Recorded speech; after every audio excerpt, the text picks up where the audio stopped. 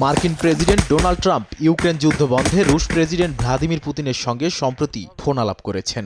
এরপর থেকেই সম্ভাবনা তৈরি হয়েছে চলমান রক্তক্ষয়ী এই সংঘাত বন্ধের। তবে ইউক্রেনের প্রেসিডেন্ট ভলোদিমির জেলেনস্কি মনে করেন রাজনৈতিক ও অর্থনৈতিকভাবে বিচ্ছিন্ন অবস্থায় আছেন পুতিন, আর যুক্তরাষ্ট্রের উচিত হবে না তাকে সেই অবস্থা থেকে বের করে আনা।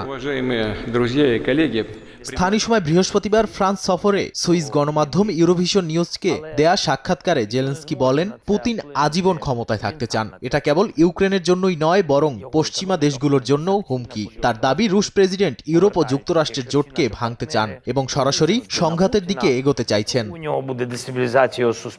জেলেনস্কি আরও দাবি করেন, পুতিন নিজের মৃত্যুকে খুবই ভয় পান, তবে পুতিনের মৃত্যু খুব বেশি দূরে নয় বলেও মন্তব্য করেছেন ইউক্রেনের প্রেসিডেন্ট। এ বিষয়ে তিনি বলেন, শিগগিরই রুশ প্রেসিডেন্ট মারা যাবেন, এটা একটা বাস্তবতা এবং এরপর সবকিছু শেষ হয়ে যাবে।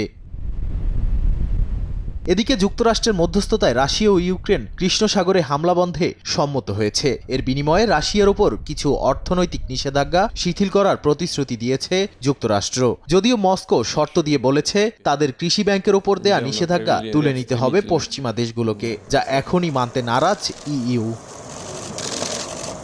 নাদিম মারজান, সময় সংবাদ।